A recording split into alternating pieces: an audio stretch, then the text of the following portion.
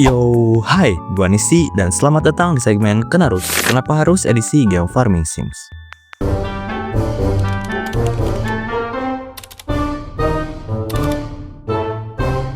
Kalian pernah kecil gak sih?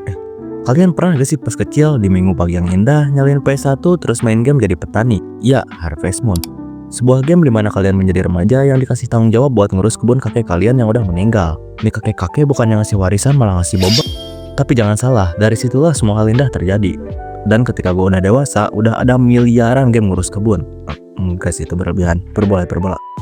Tapi serius, udah banyak banget game sejenis Harvest Moon kayak Stardew Valley yang literally dibikin karena developernya suka Harvest Moon, sama Coral Island, game farming sims yang dibuat sama developer asal Indonesia. Dan buat lu yang gak pernah coba atau sama sekali gak tertarik sama game sejenis ini, semoga yapingan gue beberapa menit ke depan bisa bikin lu seenggaknya sedikit tertarik. Oke, langsung aja gue mulai dari kenapa gue suka game farming sims. Gue gak tahu alasan orang-orang suka game genre ini sama atau enggak kayak gue, tapi salah satu alasannya adalah karena ketenangan.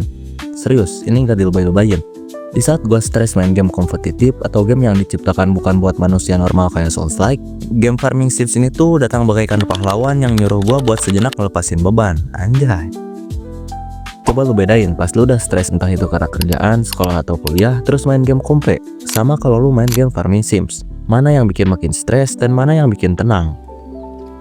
Nilai plus game-game genre ini tuh biasanya juga ada di musiknya yang chill and cozy, yang semakin mendukung pendapat gua soal game di genre ini.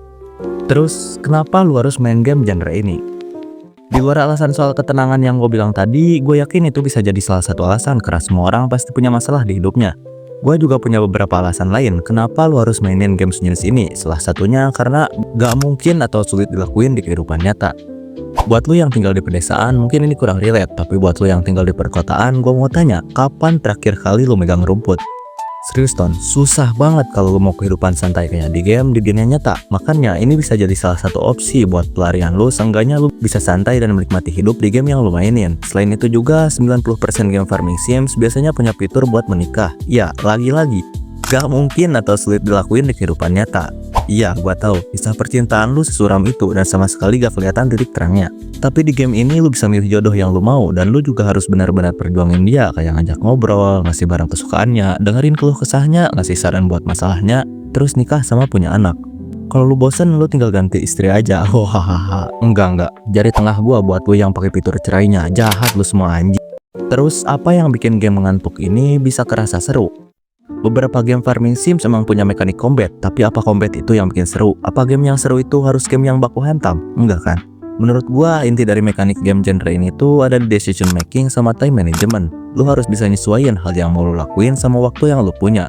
Tapi itu nggak berarti lu terbatas buat ngelakuin sesuatu yang lu mau. Waktu di sini cuma nentuin phase main lu, semakin baik decision making sama time management lu, semakin cepat gamenya tamat. Lu nggak akan dituntut buat ngelakuin sesuatu, semua terserah lu. Kayak hari ini lu mau mancing, sorenya mining, malamnya ngabisin waktu di bar buat mabuk. Selain itu ada satu hal yang ngebuat game jenis ini jadi adiktif.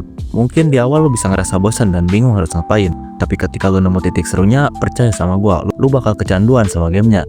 Salah satu yang ngebuat kecanduan itu adalah reward dari kerja keras lu. Misalnya, lu harus ngumpulin resource buat upgrade rumah kumuh lu. Lu grinding tiap hari, nyari resource-nya sana sini, dan ketika itu terkumpul terus rumah lu ke upgrade, rasa lelah lu bakal terbayar sama rasa seneng lu atas hasilnya. Dan gak berhenti di situ, lu bakal penasaran, gimana kalau gua upgrade rumah ini lagi?